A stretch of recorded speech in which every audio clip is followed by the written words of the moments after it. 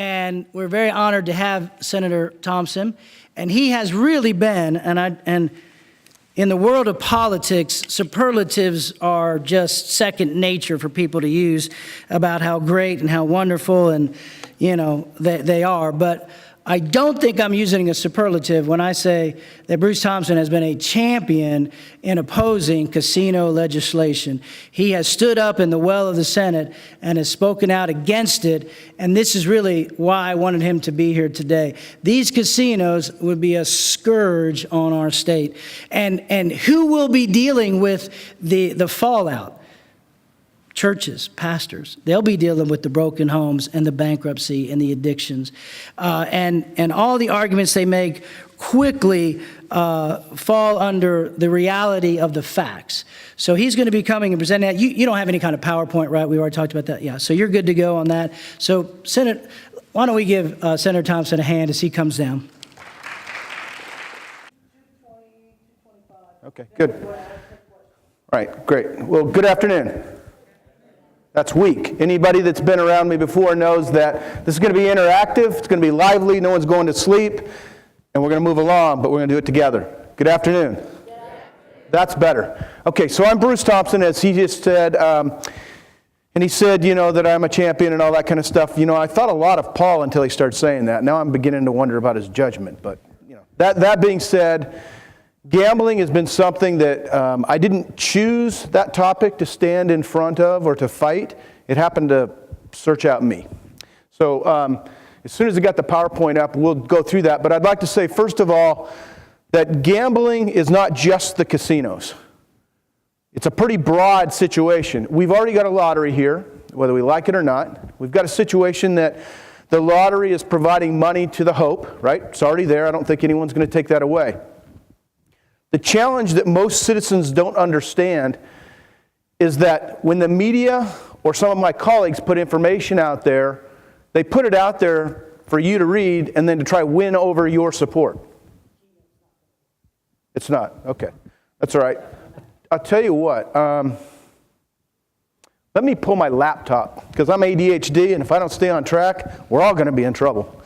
And so when I'm talking about the media and I'm talking about the situation where you're maybe being misled, the casinos were brought to the attention of saying, listen, we need casinos because we need money to be able to support the Hope. And you guys have heard that, right? So some of you are asleep already. We've heard that, right? That's BS, baloney, bull, whatever. That's not true. The reality of it is if you look at the substantiated reports from people that are a lot smaller than I am, it's not going to provide support. In fact, it's going to undermine the Hope. People like John Kent, I know that Virginia and others have got a chance to meet him. John is my neighbor. He's a dear friend of mine. He is kind of the authority when it comes to gambling and casinos and so on. And he has provided a whole bunch of statistics that have shown that it's just not true.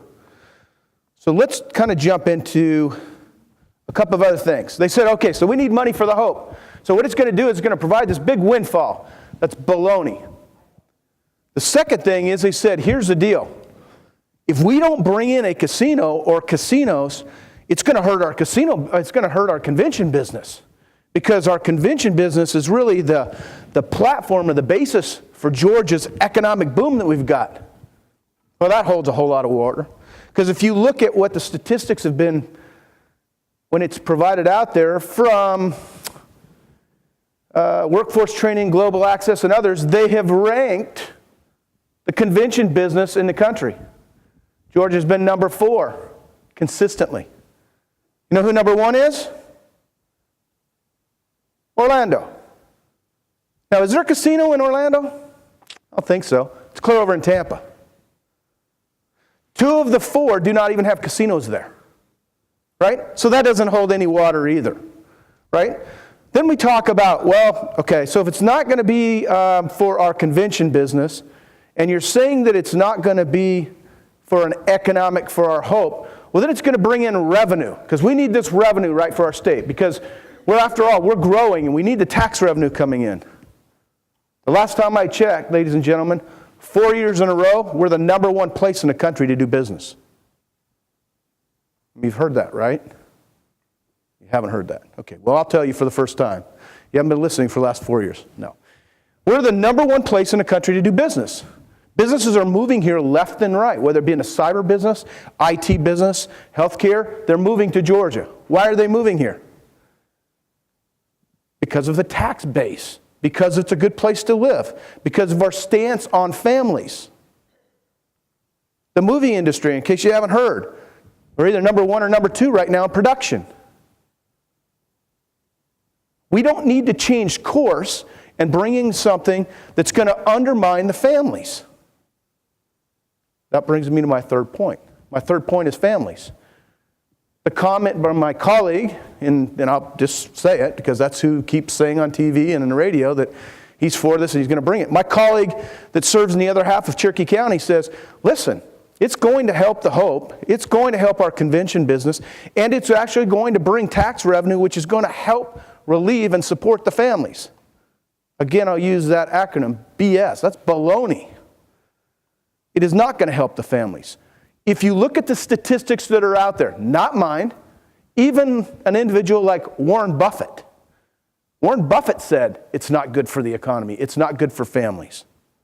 I mean, gosh, if I'm standing here on the right, I'm thinking that Warren Buffett might be in the center or he might even be further over here to the left, and he's saying it. I think maybe we ought to take note. Here's the primary reason that I fight casinos. It's not because I'm not a gambler. It's not because I believe it's going to undermine the families, which I do believe it will. It's not because I'm against the city of Atlanta or against Indian tribes, which they make it sound like there's going to have this casino pop up in Ball Ground tomorrow. That can't happen either. Last I checked, there's not a group of Indians that own a big population or acreage of land up there. Once they do, if they did, they'd still have to go through and get designation and so on, so it's not going to happen. Here's my number one reason. Ladies and gentlemen, it was not that long ago, and if we had our PowerPoint, I would show you. I know some of you have got a chance to see. It was not that long ago that the state of Georgia, specifically Atlanta, had the beautiful designation of being the human trafficking capital of the United States.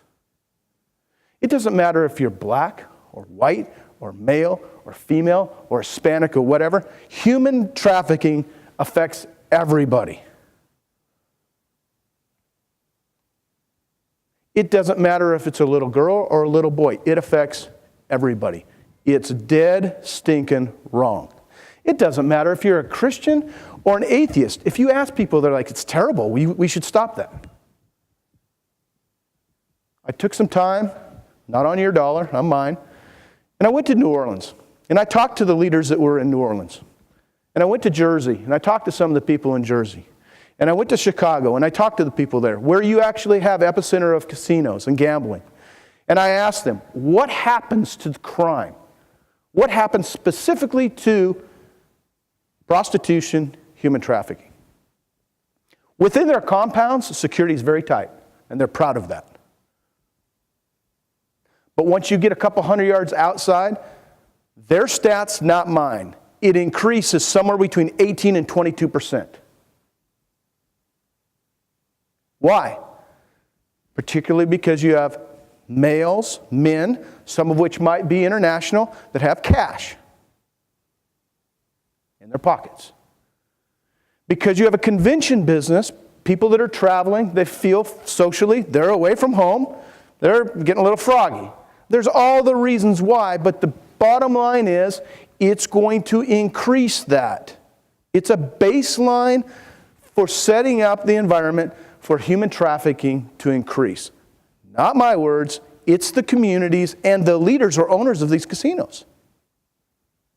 Now I got to ask the question, if we spent tens of thousands, hundreds of thousands, even millions of dollars of your money, because remember, the government doesn't make any money, we take your money. It's the greatest redistribution of wealth there is. We take it and then we decide what to do with it. We take your tax money and we have fought human trafficking, and we are no longer the designation. We don't have the designation of being the number one place in the country. New Orleans has that now. Why would we, with a swoop of a pen, bring in an industry to try and promote that? Why would we change course? In your businesses, if things are going well, do you just randomly change course? That doesn't make any sense, does it? This would be no. This is yes. This is I don't care. I'm waiting for a break. So you would think 2 years in a row, I've stood at the well. This last year was a little more animated than past. I went to the well 9 times, to the point where I had leadership ask me, would you stop? Would you just stop coming to the well and fighting this? And I said, absolutely, happy to do it, as soon as you can take it off of consideration for the ballot. When you do that, I'm happy to. I don't necessarily need to be in a well. But if you leave that as an option to come out of rules and go to the floor to vote on, which you keep saying, let's let the voters decide, then I'm going to keep fighting it. And I'm going to keep bringing stats up. And I'm going to keep sharing what the real truth of the matter is. And the truth of the matter is this: follow the money. It's all about the dollar. It's not the dollar that's going to go to those that are working there. So we talk about it's going to be jobs. It's going to be tens of thousands of jobs. Really? Do you know what the average wage of the tens of thousands of jobs are? About $13 an hour. I've got a couple of companies, one of which is in the construction business. I can't beg people to come to work. Most of the millennial generation, and forgive me if there's some in this room, they want to start out at $55,000 a year, and they want my job to start with, and they really don't have any experience. Great. I was painting fire hydrants when I was in college. So where are they going to get the people that are going to work for $13 to $14 an hour?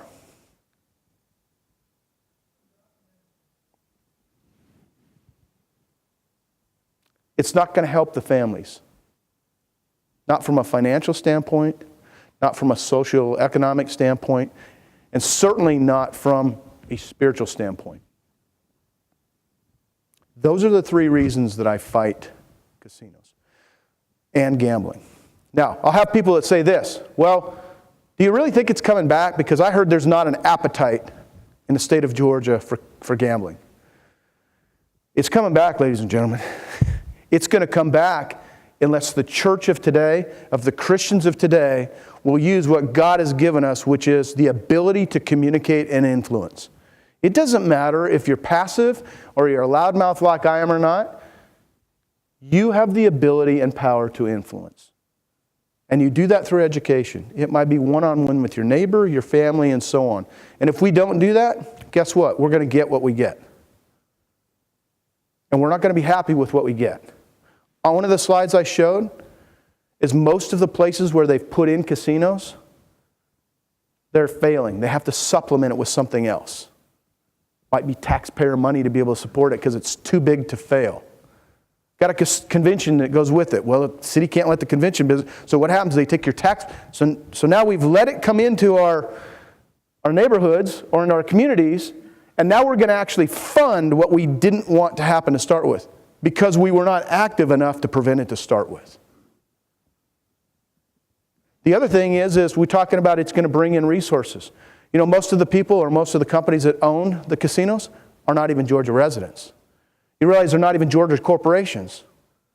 For some of you in this room, you may not understand, but if you're not a corporation within the state, where do you think the tax revenue goes? It goes out of state. It goes wherever the genesis of your corporation is. So if you're a Delaware corporation or one of the other, that's where a lot of that tax revenue is going. No one's talking about that.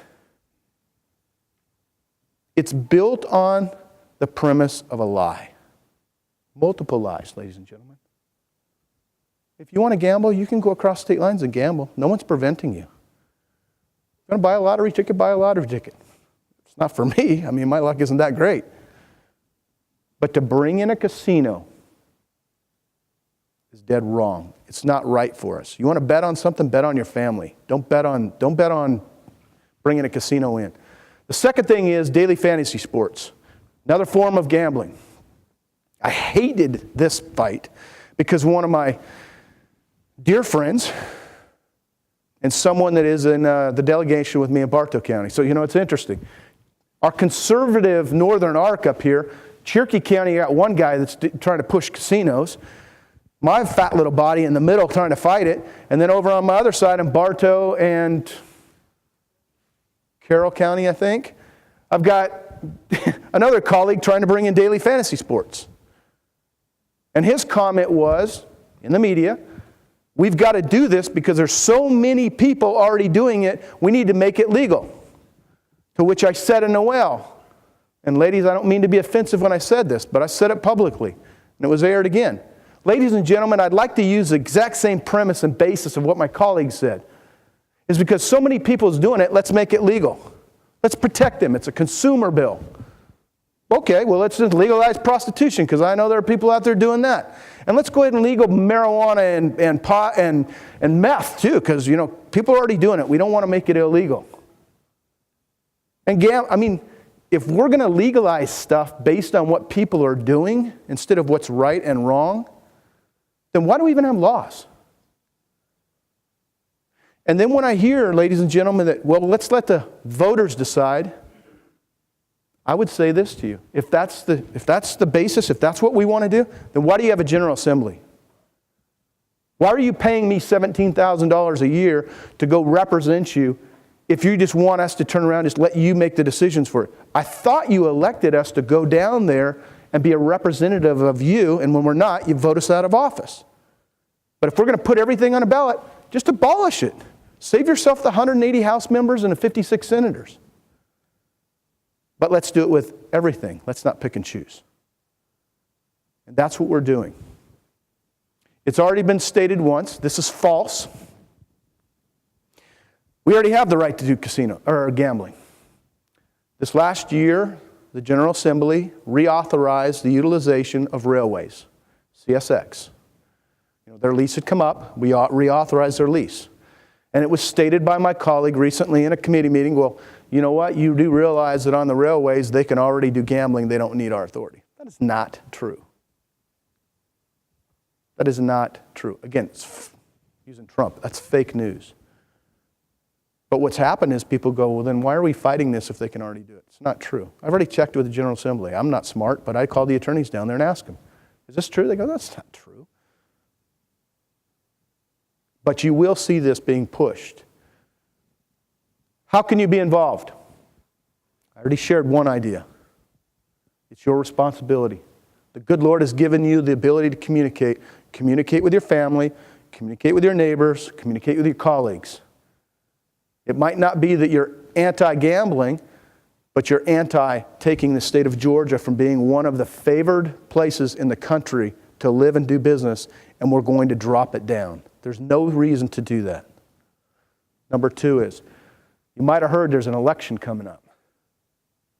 If you're voters, are going to be choosing a governor. Where are these people on this? Where do they stand? And I don't mean read a voter guide. We put out some great voter guides. Ask them. They're going around, they're asking for your vote. They're showing up at these meetings. Ask them point blank, not general. Point blank. I like pointed questions. Sir, because I happen to be men right now that are running on the Republican side, if you're governor, will you allow the legislation that comes through, if it comes to your desk to be signed, where you will allow casinos to come to our state? Yes or no? Not whether you favor casinos. That's an easy way for me to just stand right here in the middle and straddle. Yes or no?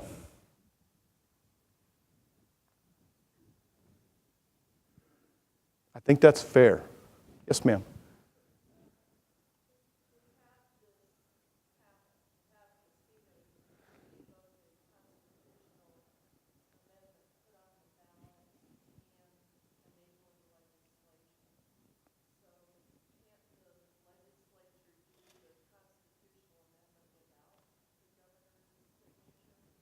And what would happen is we need the enabling legislation to happen and a constitutional amendment for referendum to be able to for something to happen. So in this case, we're in Gwinnett County. That's right. So let's just assume Gwinnett County has a bunch of developers, or maybe, I hope not, somebody in this room that wants a casino. If we enable that legislation, then what happens is at a local level, you decide here, and then you put it on as a referendum on the ballot, where the voters in this area, right, would then vote to be able to allow that to come. So some people say, well, that's our check and balance system. If, maybe some counties want it and some don't. Here's the problem, ladies and gentlemen. The social connection that goes with it, the impact to the society, is not going to be limited to your county. It's going to be the state. We're going to have more people that are going to be on the rolls of Medicaid, our crime rate. I didn't even get into the crime rate, right? We were the murder capital for a number of years. We've gotten that down. Guess where the top 3 places in the country right now, top 3. Chicago, guess what they've got? Rampant gambling everywhere. Guess where number 2 is? It's actually not Detroit. New Orleans, who said that? What do they got? Gambling. Guess where number 3 is? Las Vegas. No, 1, 2, and 3. And when you reach out and you ask the commissioners, law enforcement, what do you attribute that to?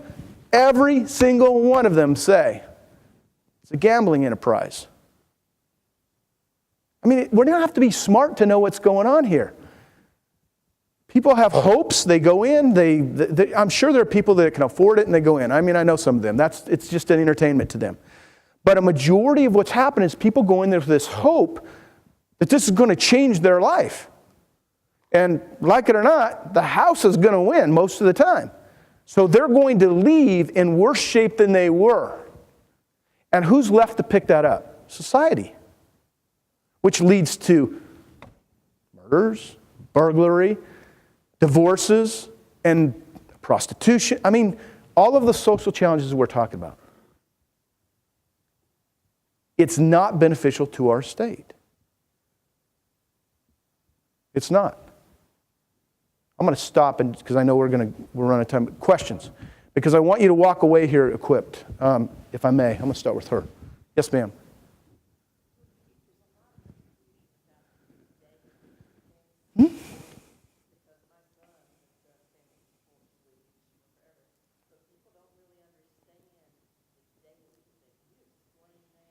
Yeah, so it's funny. So it wasn't funny, but this last session we had several sports people come down to the Capitol, and they're standing on the ropes and so on, and hey, we're for this, we're for this, we're for this. And DJ Shockley is a customer of mine. He's a dear friend. I know him well. And I went out on the ropes, and I didn't know he was out there. And he's like, hey, I said, what are you doing here? He said, I'm here for Daily Fantasy Sports. And I thought, oh, brother. I said, hey, you ever been in the Senate chamber? He goes, no. I said, do you mind if I take him in for a picture? I go, no. I said, okay. So I took him in there for about 2 hours. We killed the whole time he had on the ropes, and he was just in there taking pictures. That's a way to neutralize what you're trying to do, right? Daily fantasy sports, right? So a lot of people will go onto these sites, right? And they're betting on teams, fantasy teams, right? They're creating their team. That's right. The challenge you have with daily fantasy sports, first of all, not my words, 39 attorney generals in the country have all said daily fantasy sports is illegal gambling. So when somebody says it's not, okay, you've elected him. It's your attorney or her. It's an attorney general in your state. It's illegal. It's gambling. So until you pass that, to change that, it's illegal, right? The second challenge you have with daily fantasy sports is this. People will say, hey, most of the people that are participating are people that are in upper middle class, right? It's not affecting those. That's baloney, because you know why? Let me ask you a question without raising your hand, because I don't want your wife or your husband to elbow you. But how many little pools do you have in your office right now when things happen?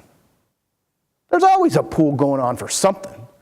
I wonder if Thompson's getting voted out of us. I'll make a pool. I mean, seriously, there's a pool for everything. I don't think that's only in upper middle class companies.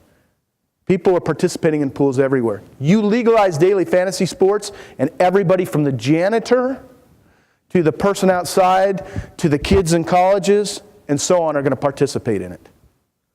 You've already got the situation happening in a few states where the college kids have spent tuition money in daily fantasy sports. Now it's kind of the quiet problem that we've got. They're unable to repay their student loans. They're behind because they've squandered their money away. Well, once this becomes a perpetual situation. Last year we had 3 deaths on college campuses. Kids killed themselves because they couldn't bring it to themselves to tell their parents, coming from middle class, upper income families, I squandered all the money away from college. They wound up killing themselves. Yes, ma'am. Hold on one second, because this gentleman. Okay. Yes, ma'am.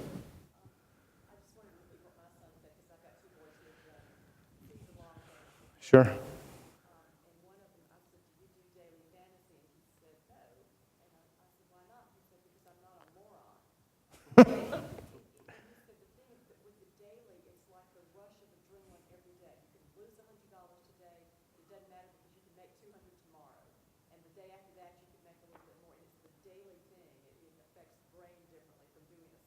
That's right.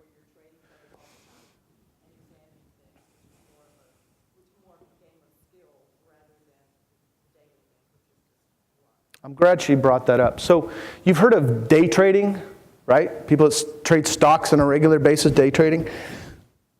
Anybody in here a stock trader by profession? Got one. So sir, let me ask you a question. Would you be willing to bet, no pun intended, right, that your skill and your ability to be able to trade, whether you're doing day trade or not, against, I don't know, I pick someone else in the room that doesn't do it, that you'd be more successful than them? Based on knowledge and experience and so on, right? Okay. Would you think it would be okay, because I have a securities license as well, would you think it would be okay for everyone in here to be able to take their retirement, we put them in a room and turn them loose just daily? Dude, of course not. That's what you've got with this. Day trading, a lot of the challenges you had, remember when the market crashed? You had a lot of people that, the emotional and what they killed themselves and whatever, because man, the rush of, I got to get this thing back and there's an opportunity to come back and it's up. Same things happen with daily fantasy sports. It's that same rush wired in the brain, right? Same kind of thing. I mean, jump all the way over to our situation we have right now, the opiate concern. We've got a big opiate problem. I went to the governor a couple years ago about it, and they didn't think it was a big problem. Well, I think it's a problem now. You know why opiate and fentanyl is a big issue? Again, I'm not trying to be offensive to the ladies, but I'm on a board, I'm on a foundation. The number one challenge you have with opiate is the high they get equates to the first time you were intimate with someone. It's that same part of the brain. Same thing happens with gambling. The first time they hit it, man, they're like, oh, I have figured it out. Rarely do they ever come back to that, but you're hooked. Why would we want to allow that to happen? Why would we want that to permeate our families, our kids, why? And if for no other reason, we're going to pick up the pieces. Virginia. Sure, please, go.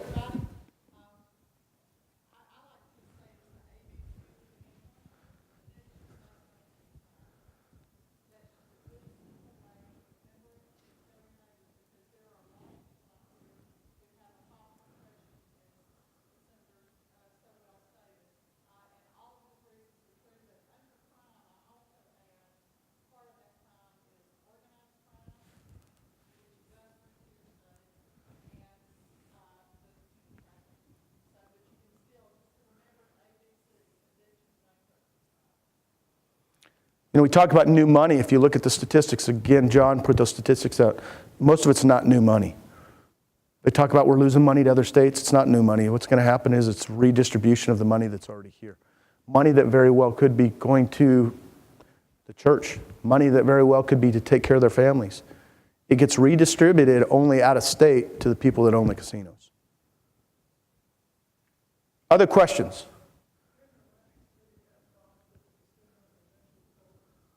Several of them closed. Chicago had to close a couple. New Orleans just closed some. The reason that Orlando has fought it tooth and nail in Orlando is the one in Tampa is on an Indian reservation. Those are governed differently than if they wound up, in case you don't know, we don't have an Indian reservation in downtown Atlanta where they're proposing to put this. So yes, I mean, one of the slides I had just shows the statistics for casinos, the success. As we determine success, the business success for a casino runs about 18%. So the others, that's the glass is half full. Let's go to the glass is half empty. You don't have to be a math major to say that's a failure rate of 82%. I don't know too many people that go into a business and go, and I like my odds. 82% failure rate? Yeah, a restaurant. Someone else had their hand up. Yes, sir.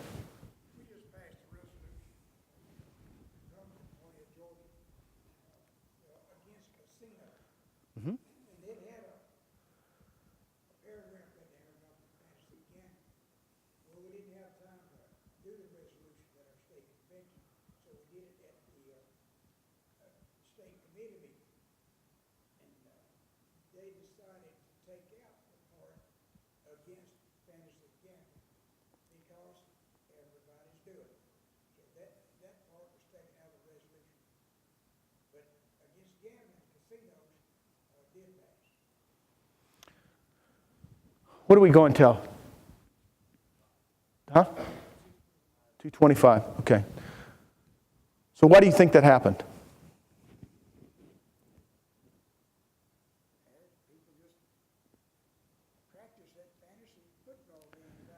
I got one other legislator just walked in. How you doing, Sam? Other than him sitting in this room, I think it's a pretty safe environment. Just kidding. No, I'm just kidding. He's a dear friend. I'll tell you why, because of pressure. We're in an election year. I already told you. We're in an election year. You got somebody that's running. You got people that are running for governor, right? If you look at the push guides, you look at the media, it looks like you got 4 candidates running for governor, and they're all similar. They're all Republican. They're all conservative. They all want less taxes.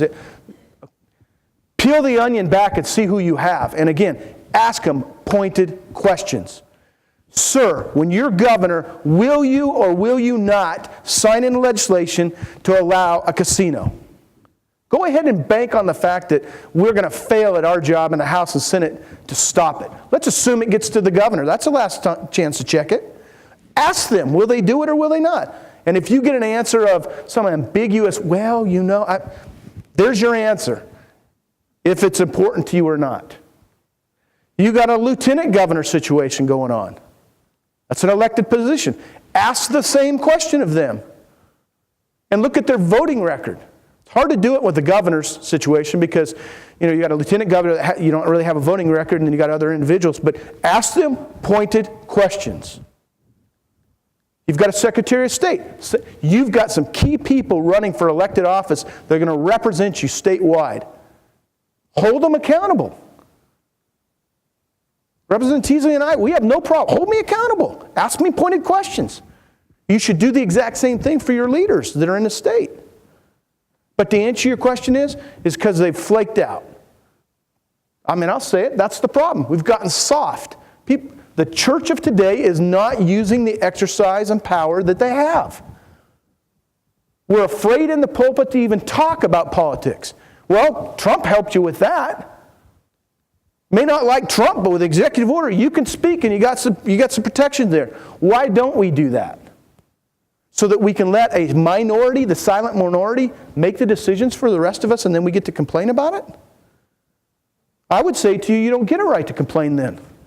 Just like if you never voted. If you don't vote for someone, I really don't think you have the right to complain about it. I'm sorry. I mean, you don't have to listen to me after today, but that's the truth of the matter. Someone needs to say it. Ladies and gentlemen, people are looking for leaders to stand up for the family. And you might be a husband and wife, or you might be single, or you may have kids or not, but you're a family unit, and someone's got to stand up for it. Because if you don't, what's going to happen is the same kind of thing we have going on right now with the taking down statues and so on. I said this on the radio today. I'm going to kind of move to that. It's a prime example of this. Statues don't create hate. Flags don't create hate. Symbols don't create hate. They're a historical reminder of something that happened that may be positive or negative. And if we allow the pressure to start removing these, and we're probably going to be faced with this in the General Assembly from what I hear, if we allow this to happen, think about the slippery slope for a second. Just think about this for a second. Okay, take all the statues down. That's okay, great. Take them all down because it makes you nervous, right? Do you know what % of people are in church on Sunday? Come on, we got some pastors in here. What's the percent? 20%. That means 80% aren't. Oh, what if I was one of the 80% and every time I drive by your church and I see that cross, it's offensive to me? Take it down. We already got the assault on the flag. Welcome to Kaepernick and the others. So we're going to take down crosses. And they happen to be Jewish, you need to take down those symbols. Oh, but I'm not a right-wing individual like you are. I don't feel to the right. I happen to be from the lesbian gay community. Okay, well then your flag's offensive to me. Take it down. Oh, by the way, your Bible sitting on your desk at work, it's offensive to me. Take it out, get it out of here. All right, we're already doing that, right? The Pledge of Allegiance is offensive to me. I'm not from your country. Guys, it's a very slippery slope, and we're not very far from that starting if we're going to use the premise that it's offensive to me. Offensive and how? The fact of the matter of what happened in Virginia was illegal. You don't need another law to change that it's illegal. It doesn't matter if you're black, white, a neo-Nazi, or not. They assaulted someone. He killed someone. That's already against the law. It doesn't matter. And when it becomes subjective, that's when you're giving up your First Amendment rights. You no longer have rights when you're allowing the government and others to determine whether or not it's hate crime or whether or not it's offensive. I would submit to you when my 12-year-old looks at a bumper sticker and he said, Dad, look at that bumper sticker, and it goes blank off. Begins with an F, ends with a K. And that's protected? Really? But we're in this shape because the Christians and the church has not stood up and say, no. We're not India, we're not Pakistan, we're not Saudi Arabia, we're the United States of America based on Christian values. And we're not going to change that. And as people come to our country, they're going to look different, they're going to act different, maybe they came from a different culture, but they're in our country. And if you want to become part of our country, you become part of our country. You don't change that. And we're welcoming to that. We're welcoming to people. That's what we're made up of. But it's our country. It's the United States of America. But that's going to slip away unless we're willing to fight. And I don't mean physically. When legislators have the opportunity to go to the well and speak out against something, encourage them. Don't beat them up. As I tell people, and I'll get to the end in a second, there are three kinds of people that are out there. Constituents. I can't hear you if you're yelling at me, and I can't hear you if you're silent. I'm welcoming them and can hear you if you'll talk to me. Just remember that. I got a great brother in the Lord sitting right back here in the house. When you come to us and you say, hey, man, I've really got a problem with it, we're willing to listen, we're willing to take up that flag and that arm bearer. But if you're going to yell at me and scream at me, we get so much of that, you tune that out. So are your neighbors. They're the same way. When we scream at people and tell them they're fools or they're destined to hell or they're tuning you out. Sit down and explain to them. The facts of the matter is gambling and casinos are not beneficial at all to the state of Georgia. Any final questions? Yes, sir. I think that, as we drive around, we'll see a lot more advertising as it's already out there for out-of-state casinos, because I feel like that they're using that to say, well, your money's going to be going out of Georgia if we don't have it here. So my response to that would be this. Okay, let's just assume we have 100 people that leave Atlanta and they drive up to North Carolina and gamble. Okay? I'm just picking easy numbers because I'm not real smart. Got 100 people that go up there. Is it true that they're going to go up there and they're going to spend whatever, $1,000 a pop? Do we lose that $100,000? Sure. Okay. But if you bring the casino in here and make it easier, you're going to have 500 people or 1,000 people because it's convenient spend their money there, and that money right now are going to come, not my stats, economists, some of which are certainly not conservative, are saying it's going to come out of their family budget. So is it true? Yeah, you're losing money. Sure you are. But there's no 100% guarantee. But why would we do something that is very extreme for the small when we know what the impact's going to be to the greater. That's just what happens. All we got to do is go to these other cities. Go to New Jersey, in the state of New Jersey. Go to Chicago. Look at Chicago, for goodness sakes. The south side of Chicago, they're at 600 and some deaths, murders already. Really? That's what we want? When the reality of it is we can impact our communities by just educating people. There are other things that we can do. Like it or not, the movie industry, people said to me all the time, you guys gave tax credits to a certain entity, and I said 20 to 1. I'd say it's 20 to 1. We give them a tax credit, and in exchange we got billions of dollars of revenue that's coming here. We'll do that all day long in my business. And we should be looking at some other ways to be able to do that to help citizens of the state of Georgia increase the wages, make decisions for their family versus betting on it. Yes, ma'am.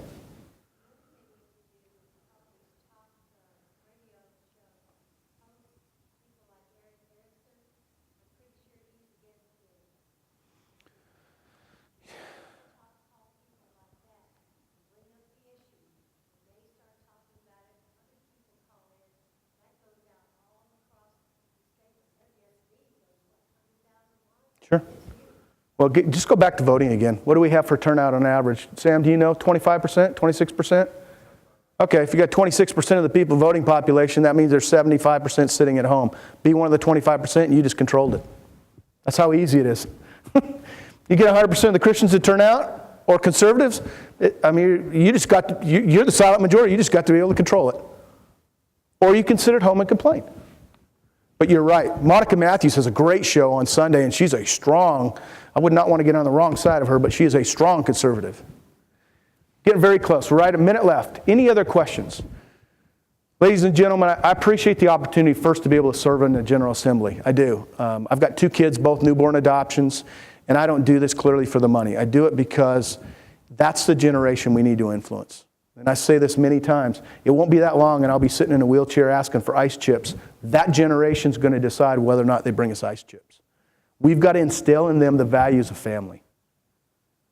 That's how you get past this racial situation and all of that, is it doesn't matter. Every one of us is created in the image of God. God values every life there is, right? And we should do everything we can to help that generation understand that. The last thing I would just beg of you is become educated, hold the people accountable, and vote. And vote.